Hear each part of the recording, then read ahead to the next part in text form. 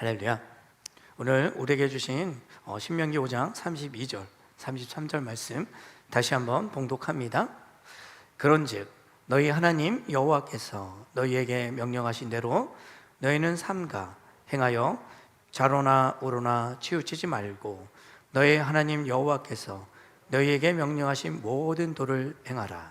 그리하면 너희가 살 것이요 복이 너희에게 있을 것이며 너희가 차지한 땅에서 너희의 날이 길리라. 아멘.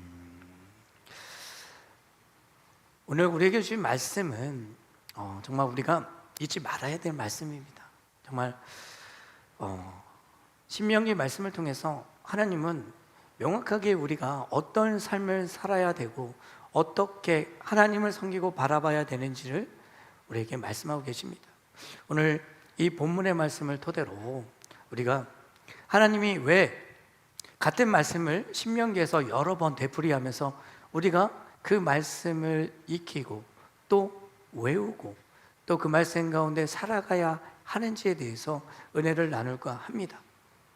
그 가운데 오늘 본문의 말씀을 한번 먼저 짚어보기를 원합니다. 32절 말씀을 상반절에 그런즉 너희 하나님 여호와께서 너희에게 명령하신 대로 이 말씀을 직역하면 그러므로 너희는 행하기 위하여 지킬 것이다. 또 이것을 의역하면 행하고 있는지 아닌지를 잘 살피라 라고 번역되어 있습니다. 이 말씀은 결국엔 이스라엘 백성들이 율법을 지키는 삶을 살아가야 하지만 그 가운데 자신들의 모습, 자신들의 삶에서 이 율법이 어떻게 행해지고 있는지를 살펴봐야 하는 그 의무가 있음을 우리에게 말씀하고 있어요. 이렇듯 하나님께서는 모세를 통해서 분명히 이스라엘 백성들이 율법 가운데 살아가길 원하신다고 말씀하고 계세요. 그 율법이 그냥 율법으로 책으로 기록되어져 있는 그 율법이 아닌 우리의 삶 가운데 나타나는, 우리의 삶 가운데 행해지는 그런 삶을 살기를 권면하고 있음을 우리는 깨달아야 합니다. 이렇듯 하나님께서 왜 모세에게 율법을 다시 한번 강조하시고 이 율법을 지키기를 이스라엘 백성들에게 출애굽한 제2세대에게 말씀하고 권면하고 계실까요? 우리는 오늘 본문 말씀을 통해서 우리가 하나님 분명히 우리에게도 동일한 은혜와 동일한 말씀으로 함께하고 계심을 잊지 말아야 합니다. 우리는 우리의 삶을 돌아봐야 돼요. 우리가 말씀으로만 읽는 이 율법이, 우리에게 주어진 십계명이 과연 우리의 삶 속에 얼마나 녹아져 있는지, 우리의 삶 속에서 자연스럽게 하나님의 말씀이, 율법이 행해지고 있는지를 돌아보시는 귀한 시간이 되시길 축복합니다. 그래서 오늘 본문의 말씀, 또 신명기의 말씀을 토대로 오늘 설교 제목을 하나님의 잔소리로 정했습니다. 우리가 부모님한테 듣는 잔소리 참 싫죠. 그죠? 우리가 무엇을 잘못하건 무엇을 하건 간에 항상 부모님은 우리를 타겟으로 여러 가지의 말씀을 하십니다. 때로는 들어서 우리에게 교훈이 될 때도 있지만 정말 한숨 나오는 그런 시간도 있잖아요. 하지만 오늘 우리에게 주신 말씀을 통해서 하나님은 명확하게 여러 번 되풀이하시면서 우리가 깨닫길 원하심을 잊지 마시길 바랍니다. 하나님의 잔소리, 하나님이 우리에게 준 이 생명의 말씀을 통해서 우리가 어떤 삶을 살아가야 할지에 대해서 명확하게 우리에게 말씀하고 계심을 깨달아야 해요. 우리는 하나님의 자녀입니다. 예수 그리스도를 믿음으로 그 구원의 축복을 받음으로 우리는 하나님의 사람이 되었음을 잊지 말아야죠. 잊어서는 안 돼요. 하지만 그 삶을 살기 위해서 우리가 지켜야 될 것이 무엇일까요? 명확하게 오늘 신명기의 말씀을 통해서 우리에게 모세는 말하고 있습니다. 권면하고 있어요.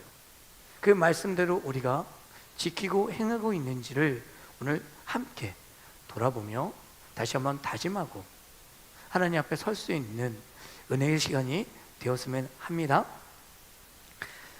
자, 32절 하반절에 보면 너희는 삼가 행하여 좌로나 우로나 치우치지 말라라고 말씀하고 있어요. 이것은 균형을 잃지 말라고 말씀하고 있는 게 아니에요. 하나님의 율법을 버리고 다른 가치를 향하여 삶의 방향을 돌이키지 말라고 말씀하고 계시는 겁니다. 결국엔 우리는 하나님의 율법으로 살아가는 자들임을 다시 한번 우리에게 상기시키고 계시고 있음을 잊지 마시길 바랍니다. 우리는 하나님이 주신 율법 가운데 서 있어요. 이 율법이 우리의 삶에 또 우리의 믿음이 어떻게 지켜나가야 되고 어떤 마음의 상태를 가지고 마음의 다짐을 가지고 하나님 앞에 서야 되는지에 대해서 명확하게 우리에게 말씀하고 계심을 잊지 마시고 항상 우리가 하나님이 주신 말씀 가운데 온전히 서서 하나님의 뜻을 구하고 하나님의 말씀에 순종할 수 있는 삶을 살아가라는 그 기준을 우리에게 주시는 것 잊지 마시길 축원드립니다. 그래서 우리는 언제나 우리의 죄성이 인간의 본성임을 이 말씀을 통해서 암시하고 있음을 잊지 말아야 돼요. 우린 얼마나 죄 가운데 살아가고 있는지 나 스스로 잘 알 것입니다.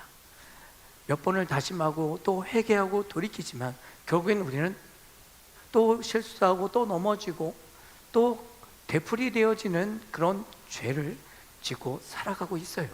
하지만 하나님은 우리에게 명확하게 말씀하십니다. 율법과 규례를 지키고 언제든 돌아오라고. 우리가 기억해야 합니다. 우리의 마음에 새겨야 합니다. 하나님께서 그 말씀을 왜 우리에게 하셨는지 항상 그 말씀을 붙잡고 나를 돌아보시고 말씀에 빗대어 나의 삶을 돌아보시는 우리 성도님들의 삶이 되시길 바랍니다. 자, 33절은 율법을 지키는 일은 사람의 길을 걷는 모습에 비유하고 있어요. 이것은 그 개념을 추상적으로 생각하는 것이 아니라 우리의 삶을 통해서 그 삶을 걸어가는 모습을 통해서 실질적으로 잘 지키고 잘 걸어가고 있는지를 우리에게 빗대어서 설명하고 있음을 우리는 깨달아야 합니다.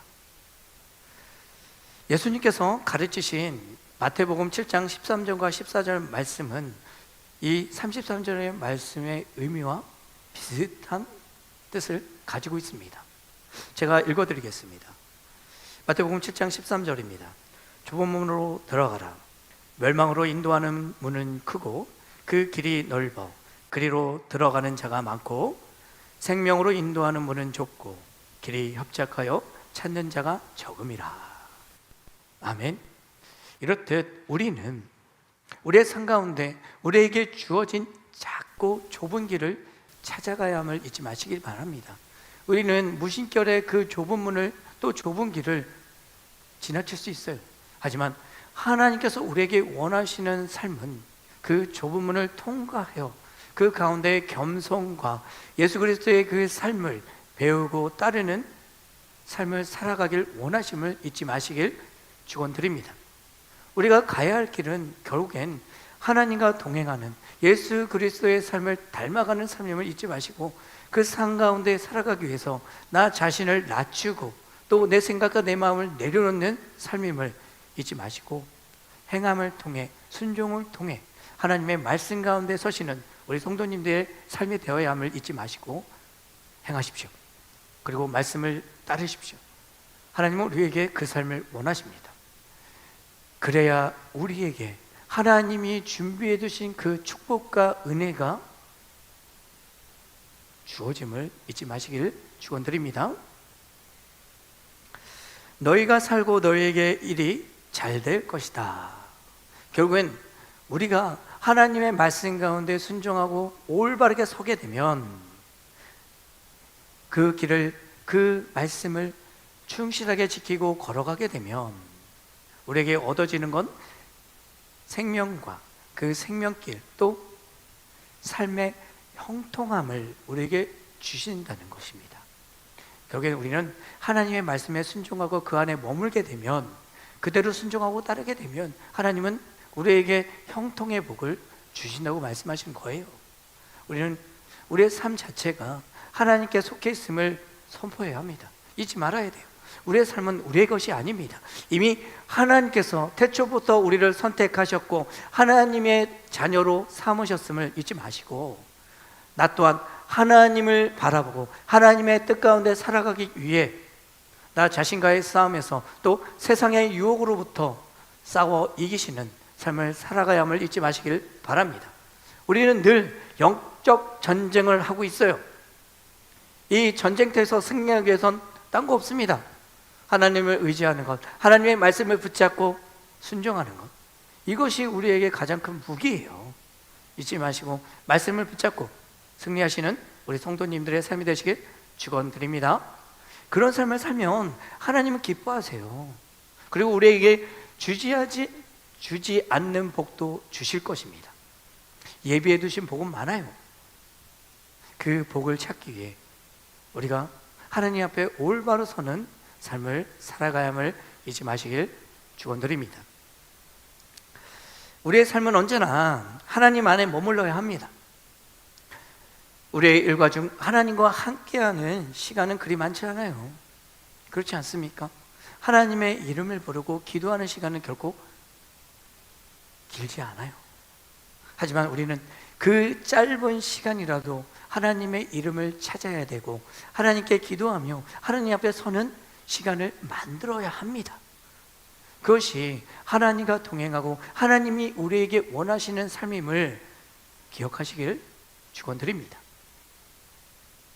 우리는 하나님이 주신 말씀 가운데 서야 해요. 이 말씀이 우리에겐 생명입니다. 이 생명의 말씀이 결국엔 우리의 영을 바꾸고 우리가 날마다 새로워지는 은혜를 주십니다. 이 말씀이 곧 우리의 생명임을 잊지 마시고 그 말씀을 날마다 먹으시는 우리 성도님 되시길 축복합니다. 그리고 진정한 하나님의 자녀가 되기 위해 순종을 배워야 해요. 하나님의 말씀에 즉각적인 순종, 또 내가 무엇을 하든 어떤 일에 집중을 하든 하나님이 내게 명하시는 것이 있으면 그 모든 것을 내려놓을 수 있는 믿음도 우리에게 필요합니다. 그 시간과 그 연단을 통해 우리는 하나님 안에서 하나님을 향한 시선과 하나님이 베푸신 그 길을 걸을 수 있는 것들을 배울 수 있어요. 우리에게 주어지는 시간은 결코 길지 않습니다. 이 시간들을 통해서 우리는 하나님과 더 소통해야 하고 하나님의 것들로 채워져 나가는 삶을 살아야 함을 잊지 마시길 축복합니다. 우리는 날마다 변화해야 돼요. 하나님 말씀으로 날마다 우리는 변해야 됩니다. 이 말씀이 우리의 삶의 원동력이 되어야 합니다. 그래야 우리가 좌로나 우로나 치우치지 않고 온전히 하나님을 향하고 하나님을 바라보는 삶을 살아갈 수 있음을 기억하셔야 합니다. 우리가 흔들릴 때, 때로는 우리가 마음 아프고 슬퍼할 때, 우리에게 닥쳐오는 어려움과 환난 속에 우리가 주저앉아 정말 어둠 속에 있을 때 우리에게 주시는 희망의 빛은 오직 말씀밖에 없습니다. 이 말씀이 우리를 살립니다. 우리를 다시 일으켜 세우심을 기억하셔서 말씀이 곧 하나님이 우리에게 비추시는 빛임을 기억하시고 그 빛 가운데, 그 말씀 가운데 서가시는 우리 성도님들 되시길 축원드립니다. 모세는 자신의 교벌 설교를 통해서 하나님의 율법들을 정리했어요. 그리고 출애굽 2세대에게 가르쳤습니다. 그리고 권면했어요. 그리고 그들에게 이 말씀을 마음에 새기고 또 묵상하며 강론하고, 때로는 많은 사람들이 한 곳에 모여 그 말씀을 묵상하고 또 그 말씀을 들음으로 그 집회 또 그 예배를 하나님께 드리기를 권면하고 있음을 우리는 깨달아야 합니다. 이것은 율법을 일상의 삶으로 생활해야 함을 우리에게 얘기하고 있어요. 결국엔 하나님께서 주신 이 말씀이 우리의 삶 가운데 함께 해야 함을 우리에게 동일하게 권면하고 있음을 잊지 마시길 바랍니다. 하나님과 동행하는 삶은 하나님의 말씀대로 따르는 삶임을 우리에게 말씀하고 있는 거죠. 우리가 말씀을 듣고 이 말씀이 우리 마음밭에 새겨질 때 우리에겐 또 다른 감동과 또 우리의 죄를 돌이키며 회개하며 흘리는 눈물이 우리에게 주어지는 그 시간이 있습니다. 그 은혜를 기억하시고 찾으셔서 정말 다시 한번 하나님 앞에 온전히 설 수 있는 삶으로 우리의 삶을 내려놓으시고 하나님께 드리시는 그 시간을 가지시길 축원드립니다. 율법이란 다름 아니라 하나님께서 구약 선민 이스라엘 백성들의 신앙과 바른 삶의 기준을 살아가라고 주어진 것이에요. 이렇듯 우리에게도 우리의 삶 가운데 우리가 하나님이 뜻하신 그 길, 하나님이 원하시는 길을 온전히 걸어갈 수 있는 그 기준을 주신 것이 바로 율법임을 우리는 깨달아야 합니다. 그러기에 우리가 율법대로 살아가기 힘들어요. 율법대로 살 수 없어요. 때로는 죄를 짓기도 하고 때로는 한눈 팔기도 합니다.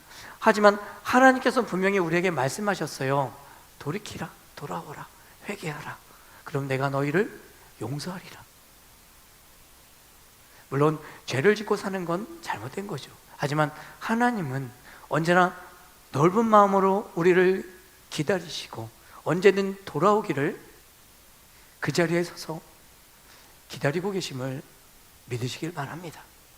항상 하나님은 우리 안에 또 우리의 삶 가운데 함께 하심을 기억하셔서 항상 하나님을 향하시는 시선을 갖기 위해 기도하시고 또 말씀 가운데 서시는 우리 성도님 되시길 바랍니다.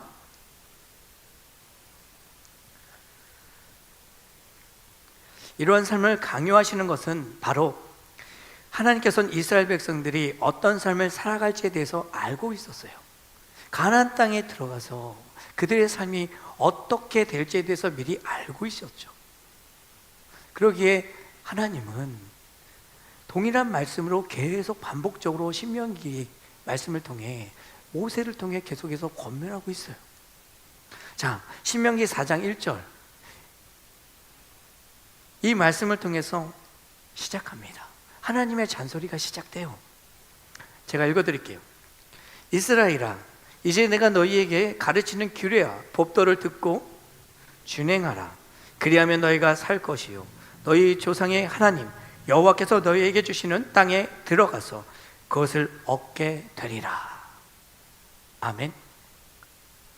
이 4장 1절의 말씀을 통해서 동일한 말씀을 통해서 여러 번 반복적으로 이스라엘 백성들에게 선포하십니다. 이 말씀은 귀를 통해서 단지 들으라고 하시는 말씀이 아니에요. 이 말씀은 말씀을 향하여 그들이 서기를 원하셔서 하신 말씀입니다. 언제나 돌이키고 또 성실하게 듣고 그대로 행할 것을 권면하고 있음을 우리는 깨달아야 합니다. 하나님께서 왜 동일하게 그 동일한 말씀을 여러 번 반복적으로 말씀하셨는지를 우리는 알아야 합니다. 하나님은 이미 알고 계셨어요. 이스라엘 백성들이 가나안 땅에 들어가면 그들의 삶 자체가 어떻게 변하고 하나님이 분명히 여러 번 강조해서 말씀하신 그 모든 명령을 지키지 않을 것을 이미 알고 계셨습니다. 하지만 여러 번의 반복적인 말씀을 통해서 그들이 행여 기억하고 지킬 것이라는 그런 기대감을 가지시고 계속해서 얘기하신 거예요. 우리의 삶도 늘 돌아보고 하나님 앞에 선다고 하나님 나는 하나님 앞에 죄인입니다 고백하며 살아가지만 우리는 어때요? 또 죄를 져요. 반복적으로 죄를 짓고 회개하고 또 죄를 짓고 회개하고 살아갑니다. 그 대표적인 말씀이 사사기에 기록되어 있잖아요. 하지만 하나님은 책망하시기보다 그들의 기도를 들으셨고 그들의 아픔을 아셨고, 그리고 그만큼 이스라엘 백성들을 사랑하셨기에 그들에게 또 다른 은혜를 베푸셨습니다. 우리의 삶도 똑같아요. 우리의 삶은 날마다 힘들고 아프고 어렵고 고난 속에 살아간다고 고백하며 그 길을 걷고 있지만 결코 하나님이 우리의 곁을 떠나신 적은 단 1초도 없습니다. 우리는 그것을 망각하며 살아가요. 하나님은 분명히 말씀을 통해서 여러 번 우리에게 제시하고 계셔요. 말씀하고 계세요. 난 너희와 함께해. 내가 너희에게 주신 말씀을 통해서 난 너희와 동행할 거야. 너희의 삶을 지키고 너희가 온전히 나와 함께하는 삶을 살아가기 원해. 돌아와, 돌이켜, 내 손을 잡아. 수없이 우리에게 말씀하고 계셔요. 하지만 우리는 어떻습니까? 우리의 삶 가운데 그 손을 부르칠 때가 많고, 정말 우리가 힘들고 정말 주저앉고 어둠 속에 있을 때, 정말 죽기 일보 직전에, 그때서야 비로소 우리는 하나님의 이름을 부르지 않습니까? 그렇지 않습니까? 그래도 하나님은 그 외침을 듣고 계시잖아요. 그래서 우리에게 다시 한번 하나님의 손을 내미시잖아요. 하나님은 숱하게 우리에게 귀에 못이 박히도록 동일한 말씀으로 반복적으로 우리에게 말씀하고 계십니다. 우리는 그것을 잔소리로 들어요. 그 말씀이 우리를 살리는 말씀이고, 그 말씀이 우리의 영이 다시 한번 소생되고 다시 한번 일으켜 세우는 말씀임을 우리는 깨달지 못해요. 그저 잔소리. 그렇지 않나요? 하나님은 우리에게 헛되이 말씀하고 계시는 것이 아니에요. 우리가 하나님의 자녀로 선택받고 구원을 받음으로 하나님의 사람으로 살아가는 그 길을 걷고 있는 자들이기에 우리에게 날마다 기회를 주시고 계신 겁니다. 우리가 실족하고 넘어질 수 있어요. 우리는 바로 일어서기 위해 우리에게 베푸신 하나님의 그 사랑, 그 안에 머물기 위해 날마다 우리는 나 자신과의 싸움에서 싸워야 합니다. 이기기 위해서 우리는 처절하게 성령 하나님을 의지하고 하나님 앞에 서야 해요. 우리는 우리를 구원하신 예수 그리스도의 그 십자가의 사랑을 잊으면 안 됩니다. 우리는 매일같이 잊어요. 그 사랑을 잊기 때문에 내가 어떤 삶을 살아야 될지, 어떤 은혜를 받고 어떤 구원을 받았는지 잊고 살아갈 때가 참 많아요. 그렇기 때문에 하나님이 우리에게 주신 말씀을 잊어버립니다. 그리고 하나님이 우리에게 베푸신 그 은혜와 축복, 사랑도 우리의 것이 아닌 양 우리는 등질 때가 참 많습니다. 그리고 우리가 힘겨울 때, 우리의 삶 가운데 어려움이 오고 고난이 올 때 우리는 하나님을 원망하죠. 그러면 안 돼요. 오늘 이 시간 이후로 우리가 돌이키길 바랍니다. 하나님이 우리에게 날마다 하신 그 말씀을 붙잡길 바랍니다. 이 말씀을 통해서 우리가 깨달아야 합니다. 하나님이 왜 우리에게 이 말씀을 하시고 우리가 이 말씀 가운데 서서 이 말씀을 사모하고 이 말씀이 우리 마음밭에 새겨져야 하는지를 우리 깨달아야 합니다. 말씀은 우리에게 괜히 주어지는 것이 아니에요. 하나님의 잔소리는 괜히 우리에게 하시는 말씀이 아니에요. 우리가 온전히 하나님의 자녀로서 천국 가는 그날까지 우리가 하나님의 백성으로 택한 받은 자로서 온전히 살아가길 원하시기에 날마다 우리에게 깨달으라고 주신 말씀임을 기억하시길 바랍니다. 이 말씀이 우리 마음밭에 있으면 우린 어떤 어려움이 와도 어떤 환난이 닥쳐도 이길 수 있어요. 왜?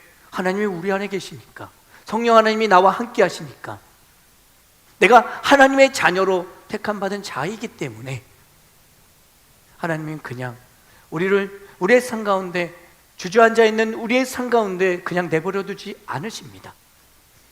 어떻게든 일으켜 세우실 것이고 어떻게든 이끌어 가실 것입니다. 그 하나님이 오늘도 우리에게 말씀을 통해서 잔소리를 하고 계시는 거예요. 그 잔소리 기뻐하시길 바랍니다. 그렇잖아요. 저도 우리 아이들에게 훈계하면서 이런 말을 참 많이 해요. 내가 너희와 하는 잔소리는 너희를 사랑해서 하는 소리다. 결코 너희들한테 관심이 없고 너희를 사랑하지 않으면 잔소리 안 한다. 너희를 혼내고 너희를 훈계하는 것, 때로는 매를 대는 건 내가 너희를 사랑하고 너희가 온전히 올바른 길을 가기 위해서 하는 행동이다. 때론 아이들 입장에선 지나칠 수 있어요. 나쁘게 받아들일 수도 있어요. 하지만 부모의 입장에서는 그게 아니잖아요. 하나님은 그런 마음으로 우리를 바라보고 계시고 우리가 온전히 하나님 안에서, 하나님 사랑 안에서 거하는 형통의 복을 누릴 수 있는 그 길을 걷기를 늘 원하십니다. 그 길에서 조금만 벗어나면 얼마나 애타실까요? 예수님도 말씀하셨잖아요. 99마리의 양보다 길 잃어버린 한 마리를 위해서 모든 것을 내버려 두고 그 잃은 양을 찾기 위해서 나서신다고 말씀하셨잖아요. 어떤 하나님은 우리가 늘 아픈 손가락일 거예요. 우리가 하나님의 말씀을 온전히 깨닫고 하나님의 기쁨이 되어지는, 하나님을 춤추게 만드는 그런 하나님의 자녀로서의 삶을 살아가시는 우리 성도님들이 되시길 축원드립니다. 내가 그런 사람이 되기 위해서 조금만 더 하나님의 말씀을 붙잡으시길 바라요. 우리가 조금만 더 하나님께 내어드리면 돼요. 이 조금이 정말 1시간, 2시간이 아니에요. 하나님 정말 우리의 중심을 보신다고 말씀하고 계시잖아요. 우리의 중심이 좌로나 우로나 치우치지 않고 오직 하나님을 향한 시선을 가지시길 원하십니다.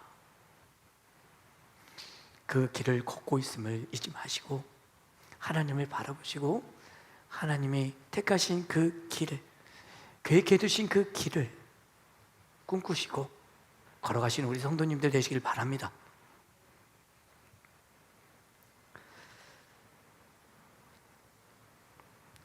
자,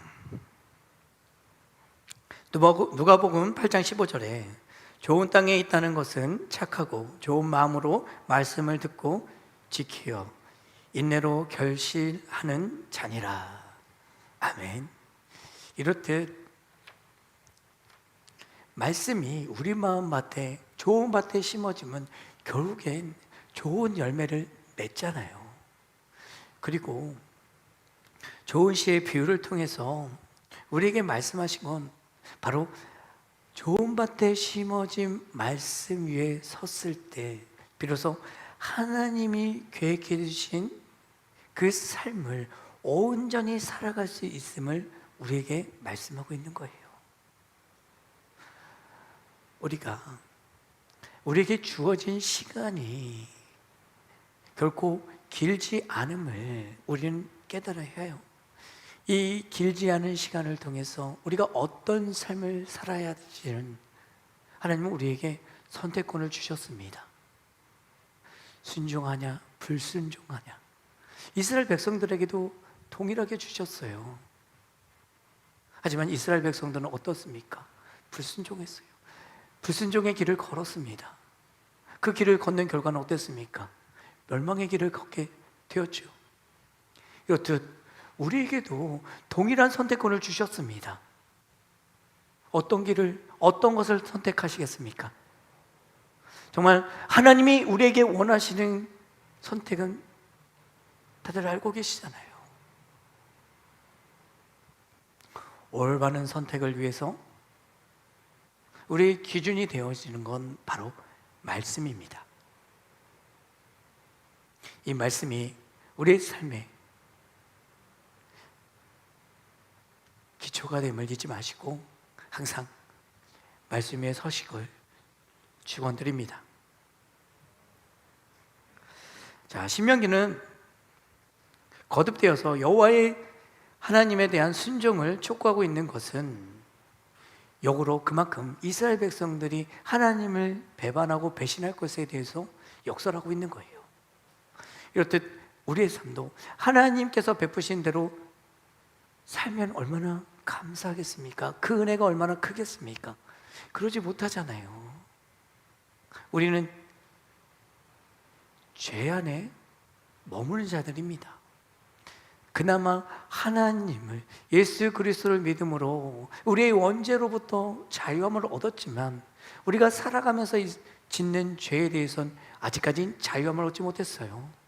그 죄에 대해서는 우리는 우리 스스로 하나님께 회개하고 돌이킴으로 우리의 죄를 하나님께 내려놓는 시간을 가져야 함을 잊지 마시길 바랍니다.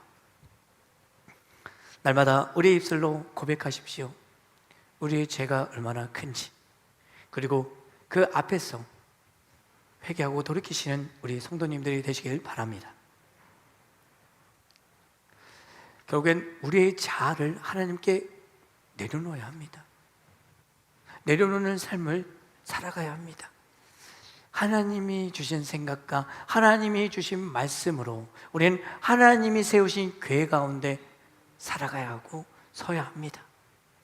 우리의 생각이, 우리의 마음이 그 궤 가운데 들어오기 시작하면 우리는 하나님의 말씀, 하나님이 우리에게 주신 율법 다 외면하게 돼요. 항상 우리의 중심이 하나님을 향해 있음을 잊지 마시고 하나님께 내어드릴 수 있는 그 시간을 가지시고 날마다 나는 죽고 예수 안에 사는 삶을 사모하시고 그 삶을 살기 위해 노력하시는 우리 성도님들 되시길 축원드립니다.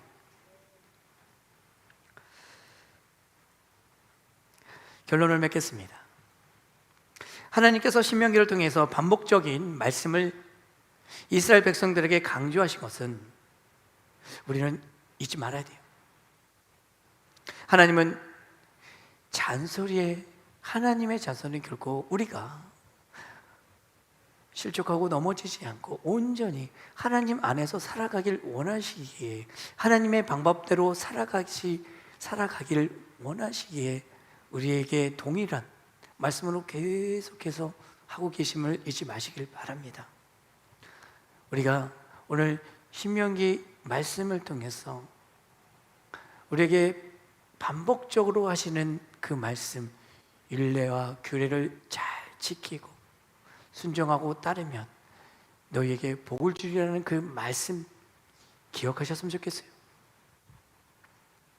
이 말씀은 결코 우리의 삶 가운데 버려서는 안 되는 말씀입니다. 우리는 항상 하나님의 율법 가운데, 율법 아래 있음을 잊지 마시고 이 율법이 우리의 삶의 기준이 되어야 하며 하나님 앞에서 하나님이 이끄시는 그 길을 걸어갈 수 있는 또 다른 은혜임을 잊지 마시길 바랍니다.